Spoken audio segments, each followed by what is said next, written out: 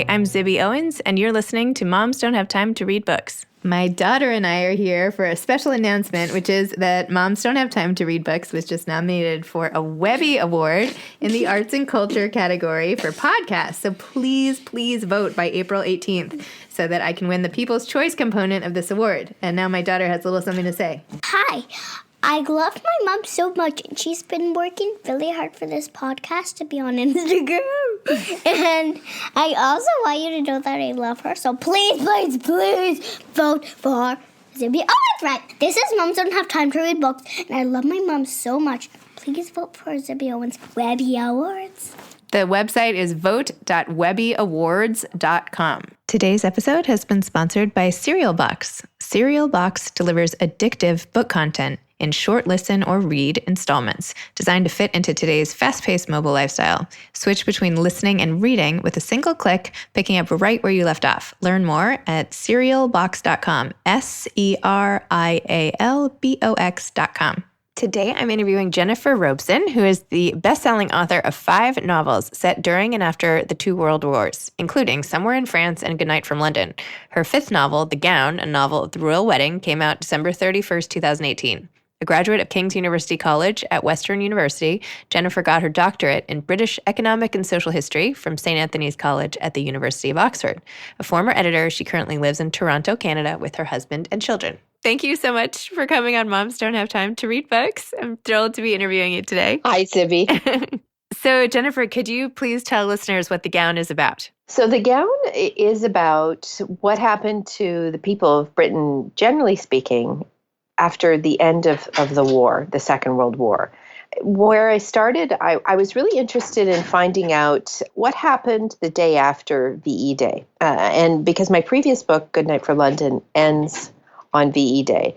And I wanted to know when everyone woke up the next morning with a terrible hangover, of course, and had the mess to clean up just think of what a mess Trafalgar Square was the next day, and kind of the dust cleared and people were able to think of what lay ahead.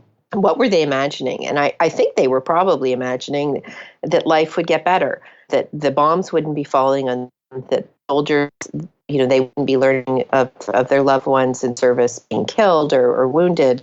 And that indeed stopped. But in every other respect, life continued on as it had done during the war.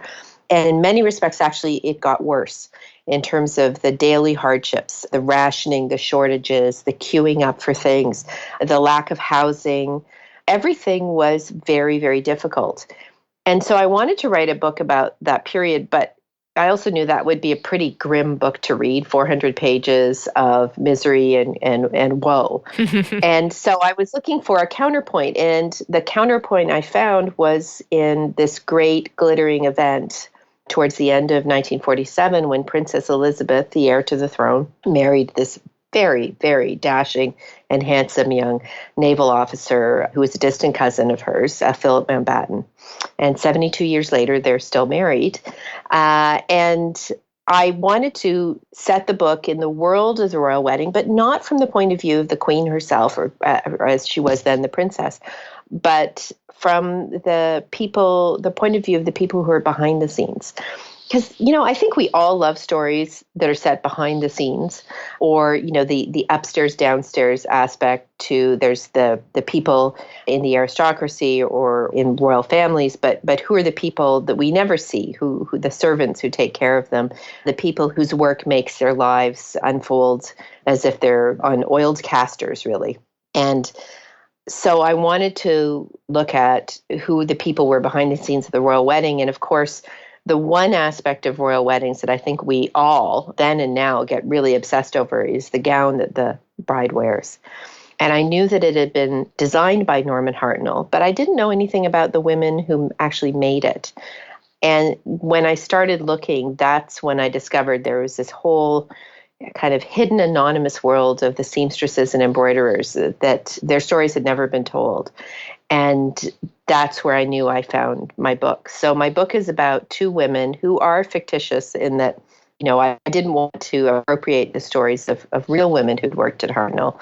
And besides, when I make people up, I can do anything I want to them.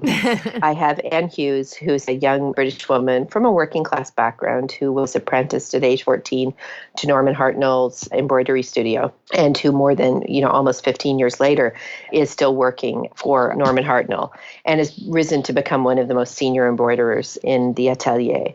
And she becomes friends with a young expatriate French woman, Myriam Dassin, who has escaped the Holocaust. We know this very early on, and who's trying to make her way in post-war Britain. She has come to Britain because she no longer feels safe in France. Her entire family was murdered at Auschwitz, and she's trying to make a new start. And Anne, in her own way, is also struggling because her entire family has been lost to her. Her parents died before the war. Her brother was killed in the Blitz, and she really has no one left. And so they strike up a friendship. They end up living together, sharing a very modest little council house in Essex and traveling into London every day. And they are given the task of embroidering the princess's wedding gown. And it's as their stories unfold, we see the construction of the gown, but also the development of their relationship and how work on the gown affects their lives in a really profound way. And it really changes the course of their lives. And then the scenes in 1947 are woven through with scenes from more or less the present day, from 2016, when a young woman called Heather Mackenzie, who's Canadian, I finally put a Canadian and Heather her grandmother has passed away. Her grandmother she was very, very close with, but didn't really know a lot about in the way that, and I even think with my own grandparents, how much do I actually know of their lives before, I was alive and was aware of them as people. And it's really a mystery. And I think that's true of our parents as well often. And so Heather knows very little about her grandmother and is very surprised when she's left a box of these exquisite embroideries of beautiful flowers that are embroidered with pearls and what looks like little diamond chips. And she's a journalist, so she starts investigating and she realizes that these flowers are identical to the ones that decorate the Queen's wedding gown. And so her interest is piqued, and that sends her to London in a search for answers about not only the embroideries, but her grandmother. And so with that, I don't want to give too much away, but that's the kind of broadly speaking, the introduction I guess I can give to the book. And what it is my way of taking, I consider myself a failed academic in that I trained to become a university professor, but never taught. And so, but I still have this lurking desire to tell people about the social history, the material history that interests me. And so I sneak it into my books and then put a nice candy coating of, royal wedding on top to make the social history a little more palatable, I suppose. I am not sure I can allow you to call yourself a failure in any context. So you're going to have to retract that part of what you just said. But I did a speaking engagement the other week, and one of the other people speaking there is an amazing historian called Cecil Foster, and he said I should really think of myself as a liberated academic in that I get to do all the fun stuff, and I still get to talk to people. I wouldn't say I have students as such, but I feel I get to do a little bit of teaching. But I've none of the committee work. I don't have there's a pressure to publish, but it's a good kind of pressure. I don't have to worry about losing tenure if I don't get a book out on time. So all of these things, my life has turned out from where I'm standing as perfectly as it could have done. So I have no regret. I also think you are a history teacher. I mean, I learned a lot. I'm embarrassed to say I didn't know that much about what it was like in London after the war, and I didn't even know about the rations. And I feel like I actually read quite a bit about World War II, but not about the aftermath. Yeah. So I learned a lot. I feel like by writing these books, you are absolutely teaching. I don't know what you're talking about. Well, and you know what? It's something, I knew about it because that was my doctoral thesis was focused on the history of the period. But I think it's pretty typical that most people, including very well-educated people, haven't learned a lot about post-war history because it on the surface, it doesn't seem very interesting. And if you contrast it with what was happening in the United States at the same time, where life was very quickly becoming quite good generally speaking, for the majority of people. In Britain and in continental Europe and anywhere that had been ravaged directly by the war, it was a long, long time before people were able to get off their knees and to stand tall again and really resume their lives. And we tend to gloss over this period in popular history. There are not a lot of movies that focus on this period, not a ton of books, really. It's as if, and I'm guilty of that with my previous book. I ended on VE Day. And I didn't answer the question of what happened to my characters when they had to look around and ask, what has this war done to our world? And it had left the world in a shambles. And not just materially speaking, but in the lives, the emotional lives of the people who had survived. The trauma was profound. And no one lived through that war without bearing the scars, the invisible scars of it for the rest of their lives. And that was something that I also wanted to talk about, was what was it like to survive and to then have to pick up the pieces and get on with your life. And the answer is that it was a very bittersweet time for many, many people, because even as their lives began slowly to improve, there's the memory of all that was lost and the people that they loved and who were killed, who suffered. And that's something that haunts my characters. And so I wouldn't say The Gown is a sad book, far from it, but I certainly encourage people to think about the cost of war and what it does to people and how it lingers long after, the celebrations for victory are over. So your love of history, is it the stories or is it because you're obviously a great storyteller.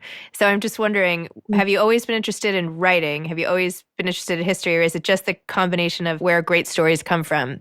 That's a good question. I mean, for the longest time, I never considered writing fiction. I always assumed I would write nonfiction. I worked as an editor for many years, helping other people with their writing. And it was really only once I was at home with my little ones. And when I say little ones, it was a newborn baby and a 2-year-old. And I was casting about for something to do that I would find more intellectually stimulating, I guess, than watching Teletubbies and going on long walks to try and get my children who refused to nap to settle down for a few hours.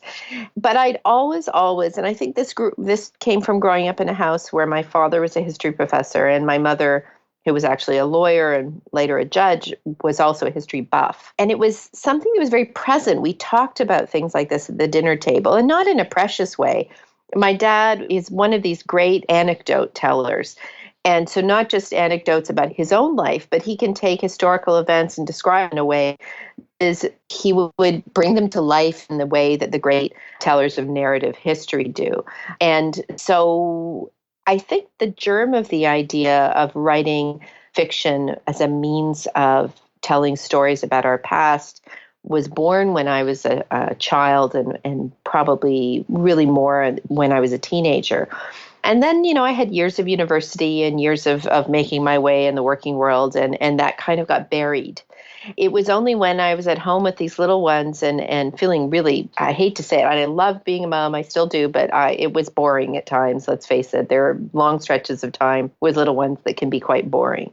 And that's when I started feeling what the great writer Anne Lamott has talked about as the tug on the sleeve of your heart. And it was just this little tug, this little voice almost saying, I have an idea. I feel like I have an idea and I want to write about it.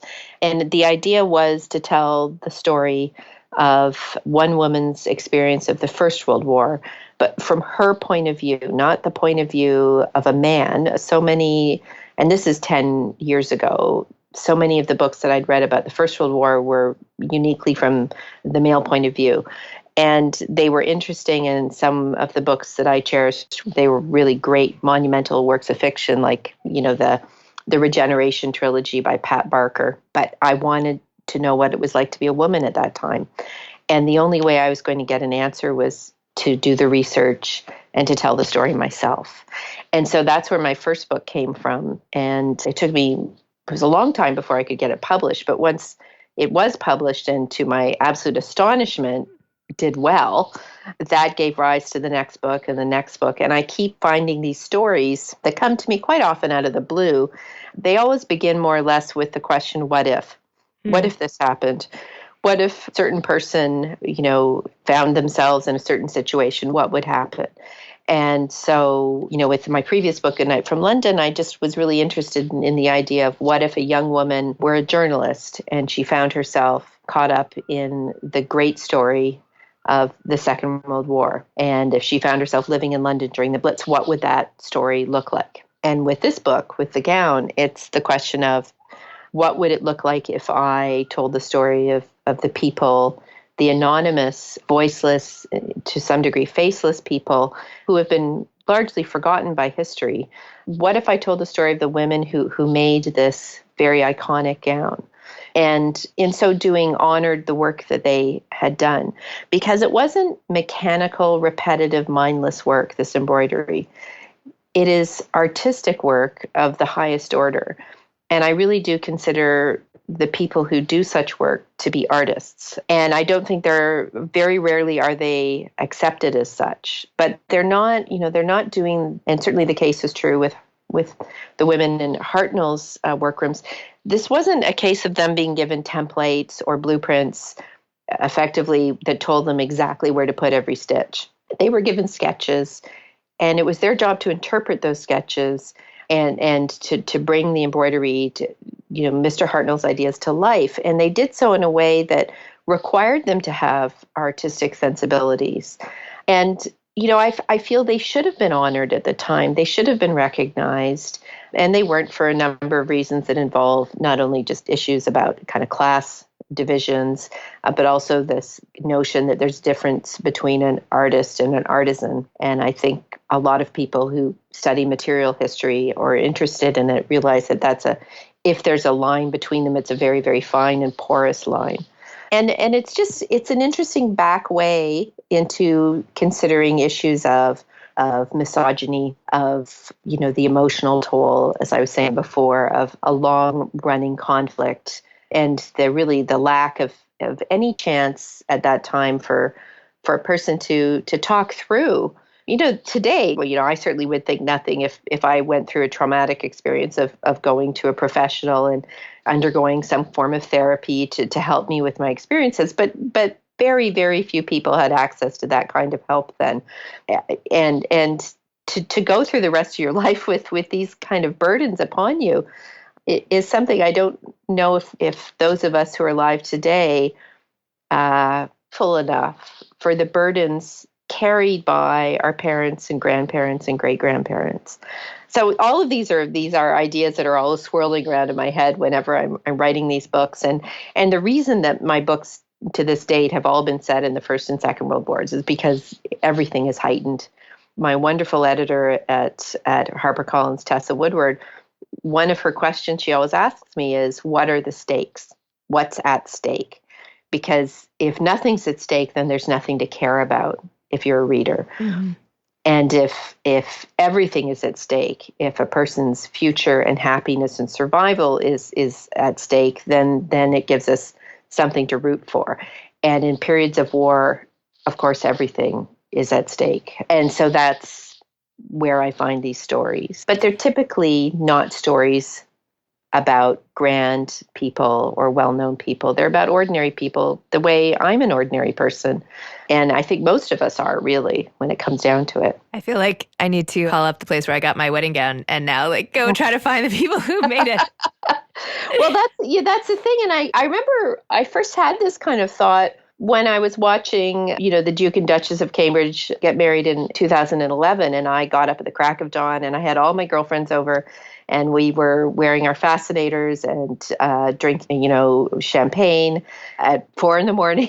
And I baked scones, and we were having strawberries and cream, and it was just a delightful experience. I treasure that little tea party I had that morning. And I still remember when we saw Kate's gown, and I was blown away, and I still am. I think it's just a beautiful, beautiful, not just a gown, but a statement, a historic treasure, as it will be in the future. I remember and they said it was Sarah Burton for Alexander McQueen who designed it. And then I kept waiting to find out, well, who were the women who worked on it, who made it. And we never really learned the embroidery on the gown. There's a quite a lot of embroidery on it, but because it's tone on tone, it's not as noticeable as the embroidery on the Queen's wedding dress.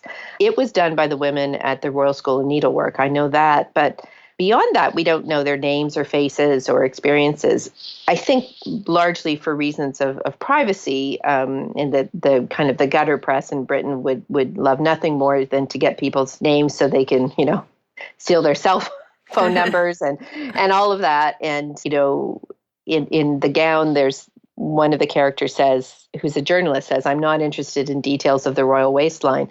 But there are a lot of people today who are, unfortunately. And I think that's why we don't hear the stories of these people, because it's out of an abundance of caution to protect their private lives. But that doesn't mean I'm not curious. Right. I'm Totally. still so curious. And so when you have all these ideas floating around and you decide, okay, I'm going to make a whole book about this, what do you do next? Do you make an outline, or do you develop the characters, or like what's your process like, and how long does it take for you to write these books? Oh, so typically once I've had the idea fall out of the sky, and I've described it as an anvil, just bopping me on the head. And my next step is to go to my editor, and quite often my literary agent as well, because she just has such a great sense of, is this a good story? Is this something worth pursuing? She just, her sensibilities as a reader are wonderful. And so, quite often we'll have an ongoing kind of discussion by email or conference call, just as I talk out the idea in its earliest stages.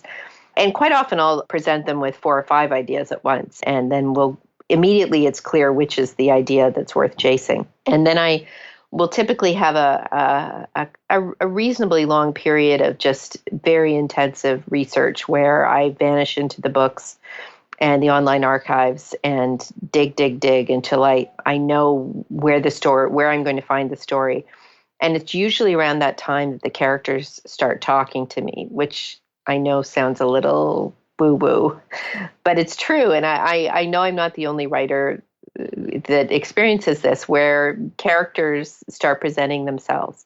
And along with the characters, it's a question of what is at stake for them, what is happening in their lives, what kind of tension is there in their stories.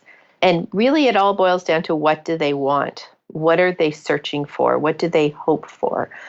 And where a good story is found is there's the disconnect between what they have and what they want or need. And it's in those spaces that I find the stories. And which I know sounds it still sounds very vague. But once I have broadly speaking, the characters sketched out, I start building them up in the sense of, I will fill out a modified Proust questionnaire for each of my major characters, which for people who aren't familiar with it, it's, if you look to the back page of Vanity Fair every month, they have the Proust questionnaire, which again is a kind of heavily, it's a very selective version of it, in that the original questionnaire that Marcel Proust devised, I think it was as a parlor game, really, has many, many questions in it. But, along the lines of, what is your greatest fear? Who do you most despise in the world? What do you treasure the most? Things like that.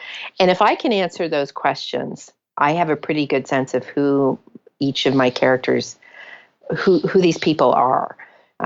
To the kind of the depth of their being. And if I can't answer those questions, I have to keep thinking. And then again, roughly at the same time, I start building an outline. I have to work with an outline. I can't be one of these, the fly by the seat of your pants writers. I've tried it. It doesn't work, because underpinning everything is the scaffolding of the history, the known history. So I already have, even before I start, more or less, there's an outline, in the sense that, over the given period where the book takes place, there are known events to which I have to conform. And then I build my book around those known events. So in a way, the history is the foundation, and my books are built upon it. And it's by the time I start writing, in the sense of the creative writing that actually starts looking like a book, I will have been working on the book for something like 6 to 8 months. And then probably about the same amount of time goes into writing it. And along the way, quite often I move away from the outline and have to not really start over, but rethink what I'm trying to achieve. And the whole time I should add that I'm constantly going back to my editor for feedback and guidance, because ultimately she has and she will work on many more books than I will ever write myself. So she knows so much more about the process of writing a book than I do. I've only written 5 books. She's worked on hundreds of books. She really knows her stuff. And I'm always surprised when people say, oh, they don't work closely with their editor, or they don't have a close relationship with their editor. Because I think, well, then how do you do it? I really, I find her advice extraordinarily useful. And so it's, in some ways, books are a collaborative effort, in that you can't sit in a closet and write a book from start to finish by yourself and hope to write a book that's as good as it could be. And so, yeah, that, roughly speaking, that's the very, and it sounds kind of, it's all over the place. And I wish I could say I have a scientific method It's for fine. turning up. No. And every book, it changes a little bit. And the book I'm working on now is still, I'm at the stage where I'm so excited about it, I can barely even breathe. And I can't even talk about it because I'm so worried the ideas are going to vanish before I can extract them from my brain. And in some ways, that's almost the best part of the whole process. Do you have any parting advice to aspiring writers? I know we're almost out of time. So, it's the basic advice, which is put your bum in the chair and start writing. I see a lot of writers, and, I don't want to say that I disagree with them. I just worry about how much time they have in a day, which is the same amount of time I have in a day, and we all have the same amount of time. And I think if you spend too much of it on social media, talking about writing, discussing writing with other people, snapshotting your life and what you're doing, you're not actually writing a book. You're writing about writing a book, but you're not doing the work of writing a book. And it's very tempting. It's very easy to slide into that. And I have been guilty of it so many times.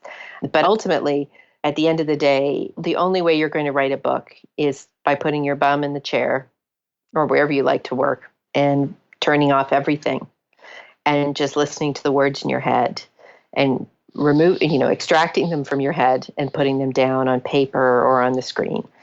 And it's a pretty lonely job at those times. And the only consolation is that the characters you're creating are standing alongside you every step of the way. Oh, that's beautiful. Well, thank you so much for coming on Moms Don't Have Time to Read Books. I really appreciate it. Well, it's a real honor to join you. Thank you so much for inviting me. Of course. Thank you. All right. Take care. Thanks. Bye. Bye. Today's episode was sponsored by Cereal Box, SERIALBOX.com, cerealbox.com, delivering addictive book content in short listen or read installments. Thanks to Ryan and Steve at Texture Sound for the audio editing and mixing. Thanks for listening to Moms Don't Have Time to Read Books.